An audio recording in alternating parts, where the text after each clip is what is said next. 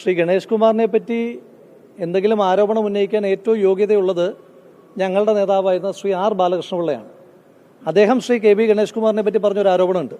അദ്ദേഹം പറഞ്ഞത്, എനിക്ക് എൻ്റെ ഭാര്യയെ സംശയമില്ലാത്തത് കൊണ്ട് മാത്രം ശ്രീ കെ ബി ഗണേഷ് കുമാർ എൻ്റെ മകനാണെന്ന് ഞാൻ വിശ്വസിക്കുന്നു എന്ന് പറഞ്ഞിട്ടുള്ള കമൻറ്റിലേക്കൊന്നും ഞാൻ പോകുന്നില്ല. അത്ര അഗ്രസീവാകാൻ ഞാൻ ഉദ്ദേശിക്കുന്നില്ല.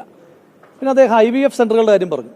IVF സെൻ്ററുകൾ ഏറ്റവും ശക്തമായി പ്രവർത്തിക്കുന്ന പത്തനാപുരത്താണ് എന്ന് ചില അനുഭവസ്ഥർ തന്നെ നിങ്ങളെപ്പോലുള്ള മാധ്യമങ്ങളിലൂടെയൊക്കെ പറഞ്ഞിട്ടുള്ള കാര്യമൊക്കെ നമുക്കെല്ലാവർക്കും അറിയാം. ഇവിടെ ഇപ്പോൾ അതൊന്നുമല്ലല്ലോ വിഷയം. എത്ര ഗൗരവതരമായ വിഷയമാണ്.